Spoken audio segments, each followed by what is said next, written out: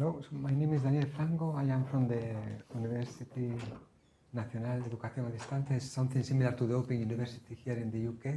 So it's a distant university and it's settled in Madrid. And I'm going to talk about control of chaos strategies in population models. So the first thing that we need to have is an intuitive idea of what chaos is. And I'm going to use a definition by one of the modern parents of the theory, because the theory could be at least put back until the times of Poincaré. And he is Edouard Lorenz, and he defined chaos as when the present determines the future, but the approximate present does not approximately determine the future. So that means that we have a deterministic system, but that deterministic system is not good enough to predict what is going to happen to the future. So we have sensitive dependence on the initial conditions, and we have something more that appears here that is topological missing. So that means that we have two initial conditions that are very nearby, and after some time they are not so close, but moreover they keep the orbits of the two solutions, they keep missing each other. So finally what happens is that if this is a population, it keeps fluctuating on time. Okay, so we have an idea of what chaos is. We want to control it in population dynamics. So is there chaos in ecology? The answer to that question was already given by May in a couple of papers in 1974 and 1976. And he explained that very simple mathematical models that are a lot used in biology, in population dynamics, they can present, at least theoretically, chaos. So chaotic dynamics. But that is for the models. So maybe the models are not the good ones, or maybe the parameters that are able to generate chaos are not realistic parameters. So is there chaos in real ecology? That's a much more difficult question to answer. And to answer that, I'm going to give some examples. The first one is in the same year than the previous paper, and it's by Hessel and May. So what they tried to do was looking for the chaos that was produced by the simple model that they studied. That simple model is good for populations in which the parents don't live with the offspring. I think the word for that is semolparous or something similar to that. So they reproduce, but they die before knowing the offspring. Okay, so they consider 24 different species living in nature. They collect the data for the behavior. They look for a model with two parameters, beta and lambda, and they feed the data to that of that model to look what were the good parameters for each species. And what they found is for this black 24 species that most of them have a monotonic damping, so they have an equilibrium and they go through that equilibrium. One of them, this one, has oscillations, but still it has an equilibrium, and only one presents some unstable cycle. So for the populations that I study in nature, they were not able to find chaos. But they also consider 4 populations that were studied in laboratory, and for that species, that 4, they use white dots and they use letters So this is the first one. So again, an equilibrium. This will be B. That is, it also has an equilibrium but with oscillations. Then the another one can have both regimens, a cycle or an equilibrium. And they also found this one here, that they don't use a letter, they use the name of the species. It was a blowflies, and that blowflies fall in the chaotic regime. So it's a first sample in the lab of chaotic behavior. So we have one example, and one can say, okay, that don't impress me much, so we need more examples. We have some more, not a lot more.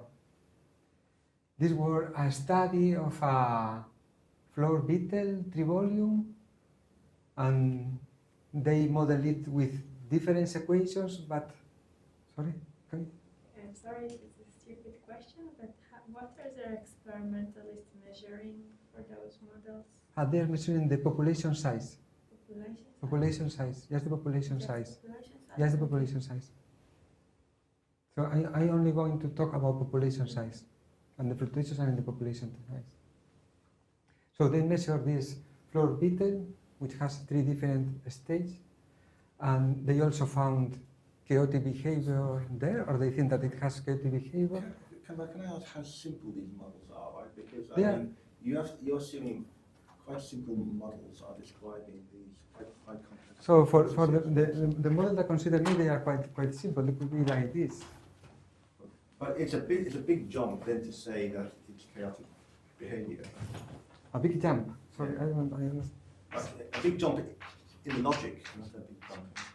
If you consider this will be the Ricker equation. For one.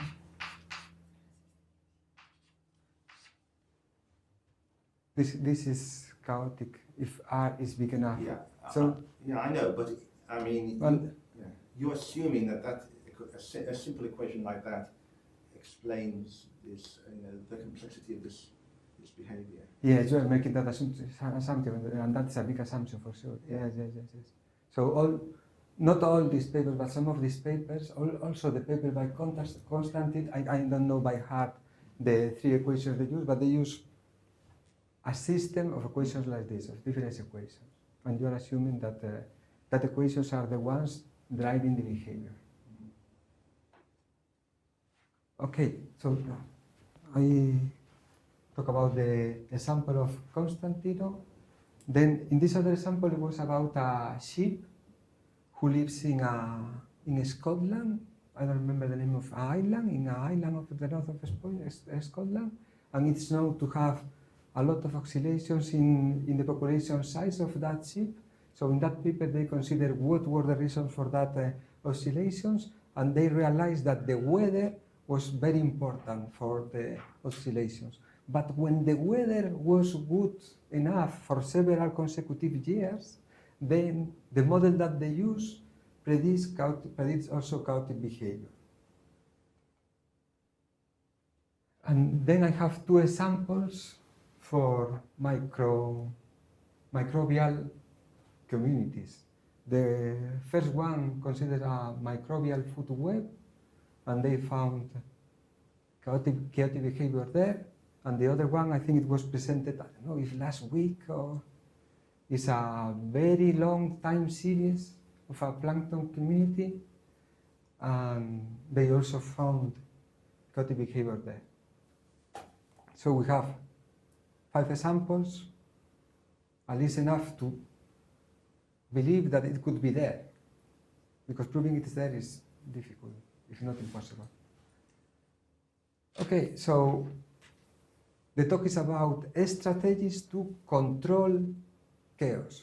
But why to do it? Why are we interested in trying to control chaos? And the reason is simple. It's just because we want to be able, I think most of us here, we are interested in planning ahead, in being to control a little bit what is going to happen in the future, to do things in biology, and thinking in the population size of the species. for example, it could be to avoid outbreaks that we are not interested in that or whatever. So that was the motivation of the talk, and then I move into a little more bored part. And that is the outline of that part. So first I'm going to speak a little more what are the type of models for which we are able to control the dynamics. They are very simple models. Then I'm going to talk what are the type of strategies that people think that are the good ones to control the chaotic behavior in ecology. I'm going to explain with some geometry why is the reason they work, and then I'm going to talk a little bit about a specific control which is called adaptive limiter control, and finally I'm going to talk a little about a little more elaborate model and about the global stability for that model. Okay? So I already put an example in the blackboard. So we made a very big assumption, and the very big assumption is that the population size in one generation depends of the population size in the previous generation, and that dependence is given by a function f, that we can call it population production function, and that's it. That if we know the population in one generation and we know the map describing the population production, then we know what is going to happen all the time. Depending on the map f, we can have very simple dynamics, or we can have complex dynamics. So for example, the map that I wrote in the blackboard is like this.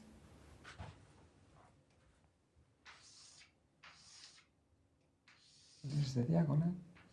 So it could be like this. Oh, sorry. Okay. Or it could be like this, depending on the R.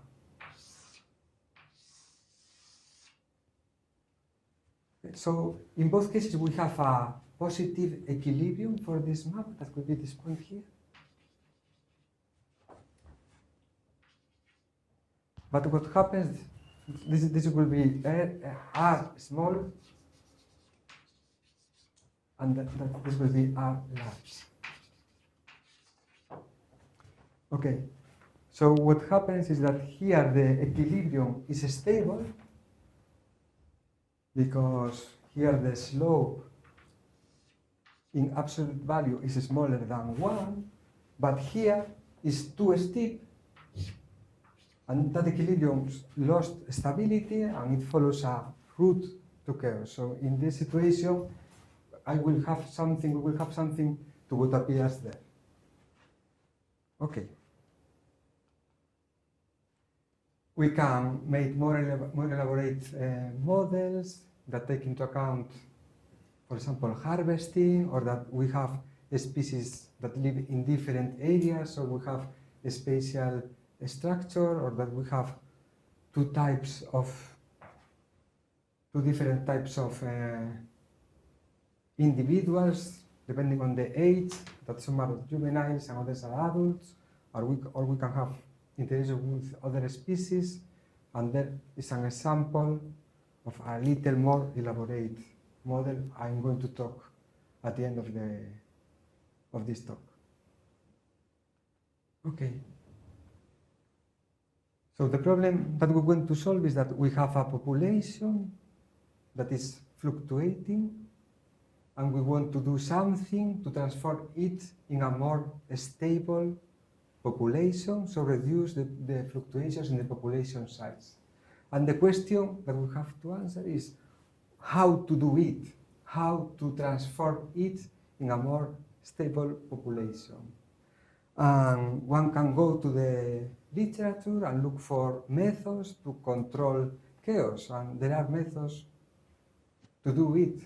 But some of these methods propose to do very small perturbations as for example the Ott and Greboki and York methods, they propose to do very small perturbations that from an ecological point of view are difficult to attain.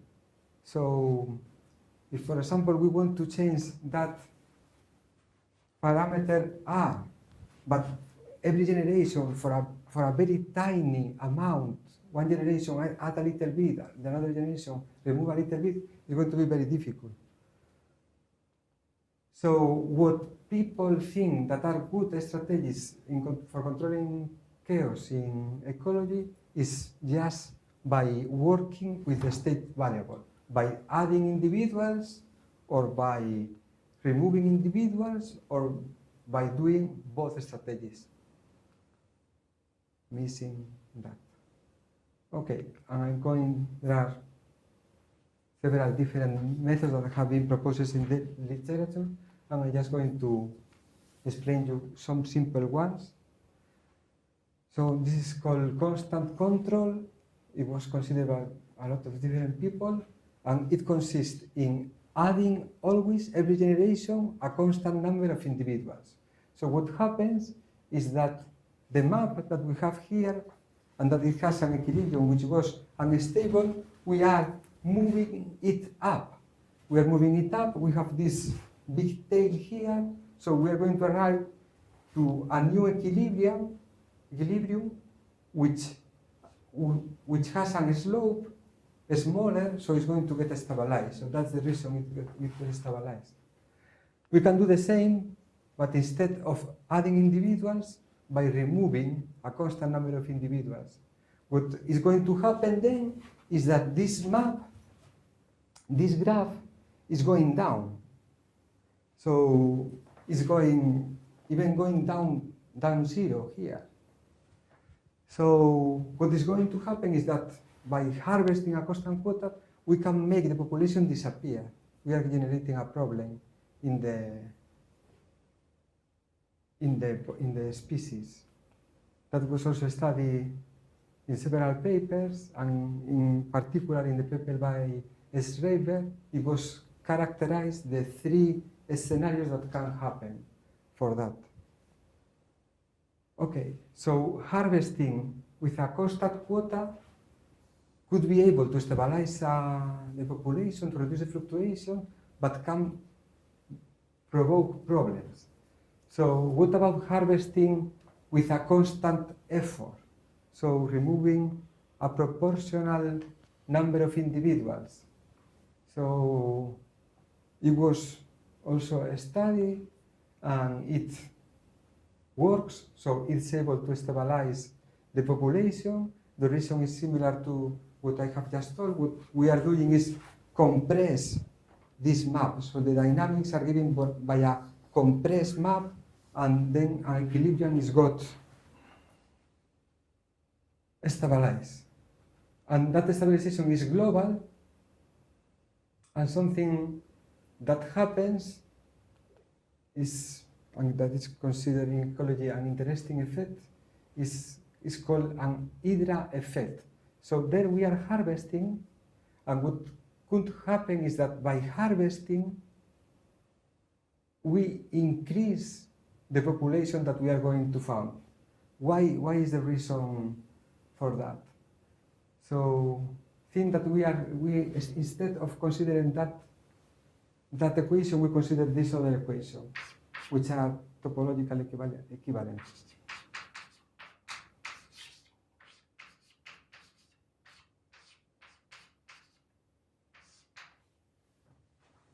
Okay, so what will be the graphic representation of that map? It will be a map that we are making it wider. So that from that map, we are changing to a map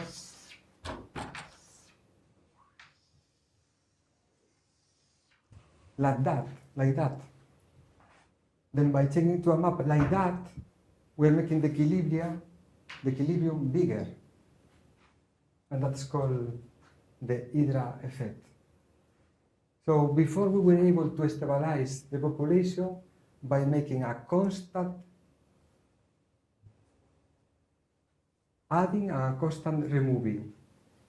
Here we are doing a proportional removing and it's able to stabilize. What if we are doing a proportional immigration of population every generation? So in that case, we are not going to be able to stabilize the population for this type of maps. It does not work. Okay. And finally, the last one I want to talk a little about, it was proposed by Datani, Hilker, I don't remember the other name. It was called target-oriented control, and the idea is that you add individuals if you are below certain target, and you remove individuals if you are above certain target. And you arrive to that map. I consider it with a colleague, Eduardo Liz, and we study analytically what happens there. Okay, it has good properties. One of them is the global stability. Okay, now I move to certain type of controls which are called limiter controls, and they have three common characteristics. The first one is that they define a threshold, which is called the limiter. Then the control is only going to change the population if that limiter is surpassed. So if we go above or below the threshold, and what we're going to do when we act on the population is sending the population back to the limiter. This is an example when the limiter is constant. So we fix a population size here. If we are above that population size in the blue region, we are not going to do anything. So that would be in the blue region, we are fine. But if the population is smaller than the threshold, then we add population and we continue. This strategy was studied, but I'm not going to talk about it. I'm going to talk about another type of limiter control which tries to avoid crashes in the population. So what we try to avoid is that the population in the previous generation and the population in the next generation don't be too far away. That from the previous generation size, we are going to have a very small population in relation with it. So we define the following. We want that the next population size to be greater than certain percentage that will be given by this number. So this C is between 0 and 1 of the previous population size. The behavior of the control is the same. So if we are in the blue region where this inequality holds, we are not going to do anything. But if we fall in the other region, then we have to add individuals to set the system to the threshold. This limiter was studied recently by Sa, Salve, and Day, first in the Journal of Theoretical Biology, and recently they also published a paper, I think in August, in +1.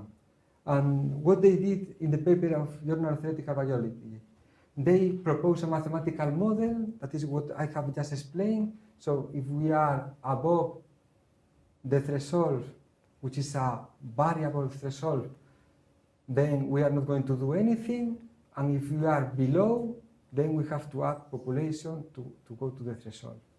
They did some numerical simulations and they found the following, that it seems that the strategy is not able to stabilize an equilibrium, but the fluctuations are reduced. So here we have the control intensity.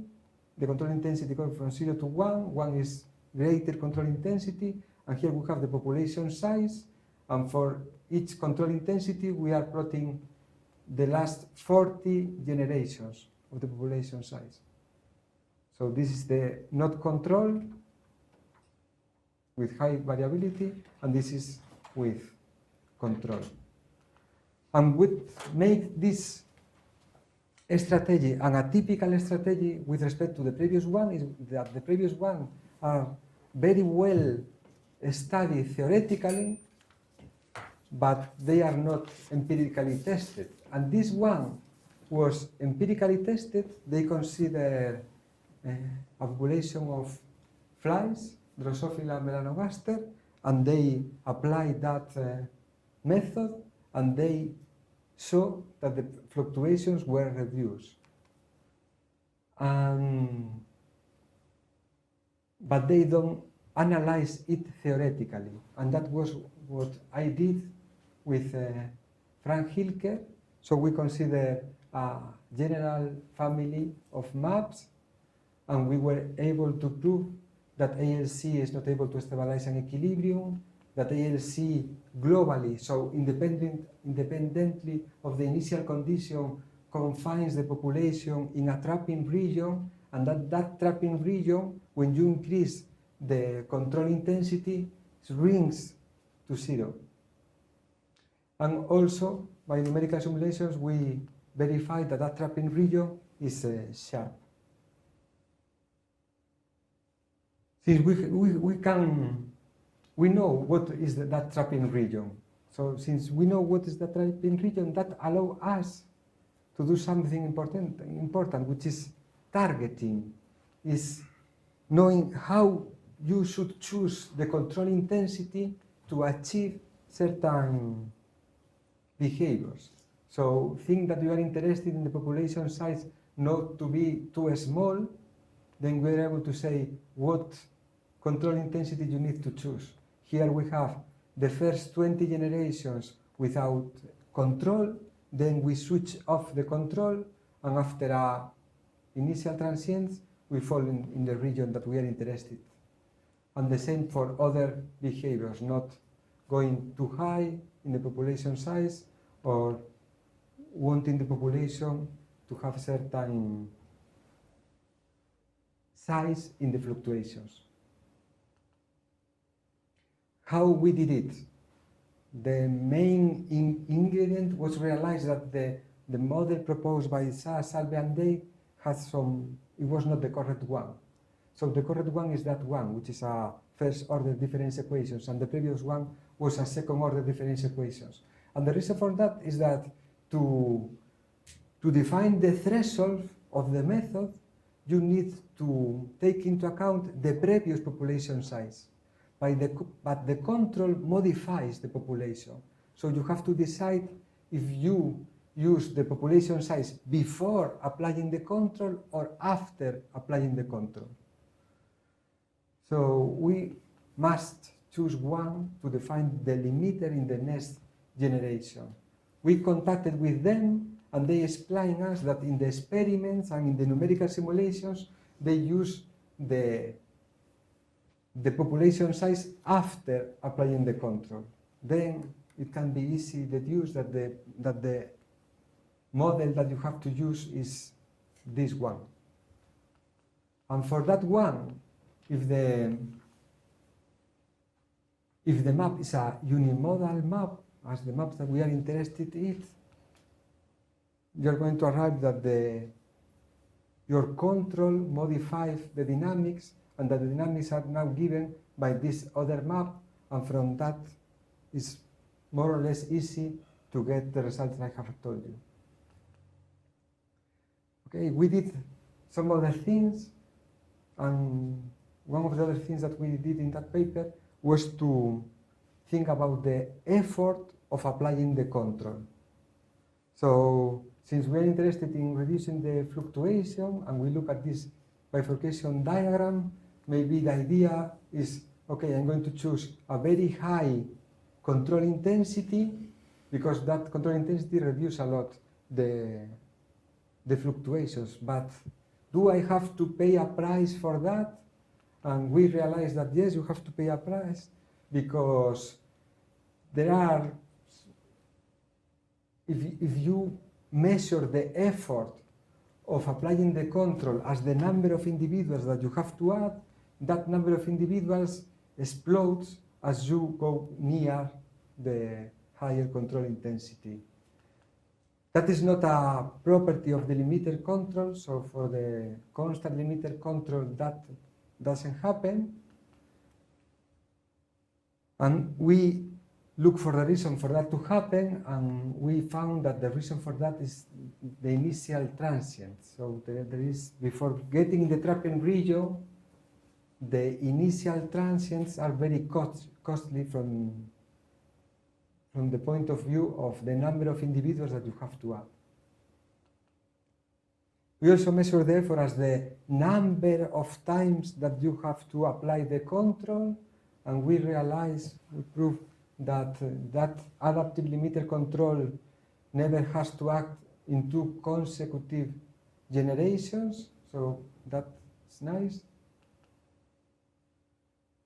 And other thing that we did was, okay, we selected a population size to define the limiter. What about if we change that population size in one generation, but the one before applying the control? So we call that ALCB. So it's only changing A by B there. Then you use the equations, and you find that you arrive to this discrete dynamical system. That was exactly the model that was suggested by ALC, A, by Salve and Day. So this is a model which describes a strategy which could be applied, so it makes sense. As if the other makes sense, this one also could be applied to a real species. But we decided what will be theoretically the change of applying this other strategy. Okay, so first we found that most of the properties, many properties of the other one still work. So this other strategy is also not good to stabilize equilibria. It has also an activation threshold, so you need the population to be big enough for the control taking place. And as the other strategy, it never acts in 2 consecutive generations. Okay, so this is very similar. We also found that it has a trapping region, so ALC confines the population in a trapping region, and that trapping region shrinks to 0 as the control intensity grows. So we have a very similar bifurcation diagram there. But this previous result was not complete. So what we were able to prove is that ALCB confines the population in a trapping region if the initial population size is in a certain place. So we don't have a global result as before. So this is a local result. And what happens if we are outside that region? We check it numerically, and we have B-stability. So you can see here these regions of B-stability, and that B-stability from the point of view of stabilization is not good. So note that here we have this fluctuation range. That's what we are interested in reduce. Here we already reduce it quite a lot, but if we fall in the other attractor, then the fluctuations again are very big. So the problem, one can think, okay, the problem may be worse because we have a one-dimensional system and now we move to a two-dimensional system. So maybe global stability is not working well in higher order systems. What is true is that global stability in higher order system is a much difficult problem. So for example, for the Ricker equation, 40 years ago, more or less, we know that if we have local stability of the equilibrium, then we have global stability. All the populations, initial population size, go to the equilibrium. But for the second order Richter model, that we have a delay in the intraspecific competition, then only a year ago it was proved that local stability implies global stability. It was a question stated in a paper by Levin and May in the 70s, and it was open for near 40 years. And that proof is not is partly analytically, but a part needs the assistance of a computer. So it's not a pure mathematical proof, some people maybe. Okay, and the last thing that I'm going to do is, okay, so high order systems are more difficult, but we can still say something about them. So I consider the model that I showed you at the beginning. It has two stages. We have juveniles that are created by adults, and that adults become adults because they don't die or because the juveniles mature and they are adults. This model was considered in this paper, and using some results, they were able to prove that there exists a global attractor for certain range of parameters. Note that here we have 1, so it's from R0 to 1. Okay, that system, this system, can be rewritten as in a general form as this other system. So that we have a matrix, and we have the map F, which is a one-dimensional map, multiplied by a vector. And using that transformation, the system was studied by Townley et al., and they impose a condition to the map, and they prove that if that condition holds, then you have global stability. And what is that condition? They call it sector-bounded condition. The condition is that the map F in the system has to be inside that region. So being in that region, for example, this map allows you to apply a technique similar to the Banach contraction principle and to obtain global stability. But this map stays there, so it's fine. But other maps that are used in ecology, as for example this one, does not satisfy the sector-bound condition, so it's not there. And this other map is also not satisfying it. So is it still going to be valid, the global stability result for this map or not?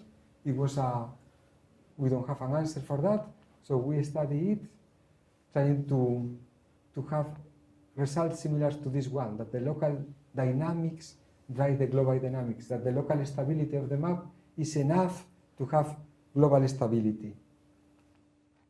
And we were not able to do it for the general system that Townley et al. Study, but for a specific one that was able to cover the sample that I showed you before.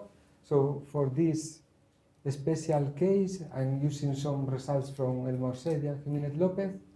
We were able to extend the previous global result from 1 to 2. So not too much.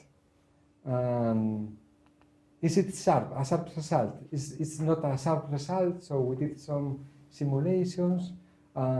These dot lines are the region where we are able to guarantee the global stability of that equilibrium.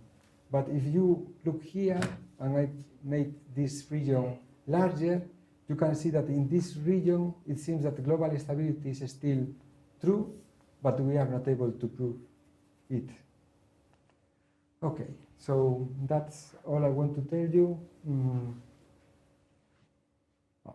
We have that motivation for this, and what I have done is to give analytical support to some properties of ALC, adaptive limiter control and target-oriented control. We have studied also new properties for that two types of controls, and we have improved some recent stability results, global stability results. And I have worked not alone, I have worked with other people. I have the picture of them here.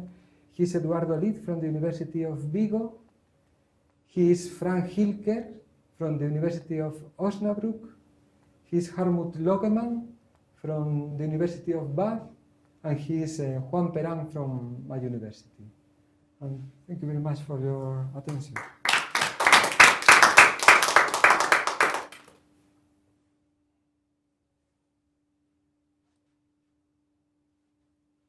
If anyone has a question, I will try to answer it. I've got a question. It's not a very small one. But I mean, I imagine if you're thinking about sheep on a Scottish island, then subtracting is much easier than adding, right? Yes, that's You true. can easily kill a sheep, but it's not so easy to find a new one. That's true. So, can you sort of take that into account in designing a strategy? So at this, yes, in this adaptive limiter control strategy, at this moment, I'm working with Frank Hilker in trying to know if it's possible to do something similar by adding individuals. Yes, and I think that is going to work more or less, but in a theoretical point of view, I don't know if with the flies will work or not. So I don't know. But some of the strategies were about removing also. Yeah. Some of disproportional harvesting or constant quota harvesting, they are about removing individuals. In many of your strategies, you need to know the population size. That's true. Yes. In general, we can only estimate it, right? We don't know it for certain. So I guess that should. Would that change the results, or if you had that option? Yes. That's true.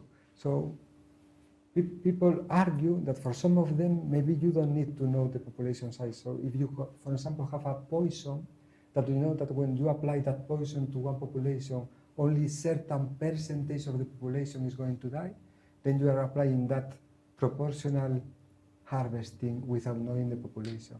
But it's true that for most of the methods, you need some monitoring the population. Yes.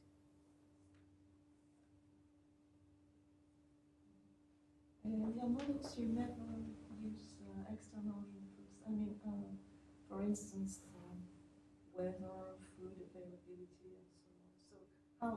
So, how sensitive is The models to add different things. the structure of the bifurcation and Yes. also the control?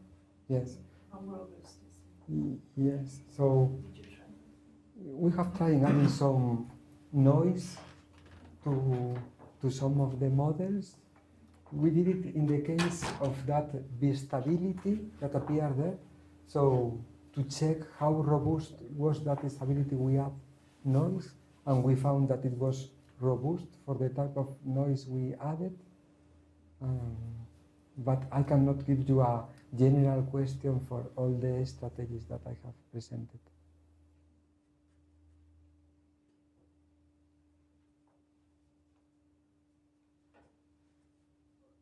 This question,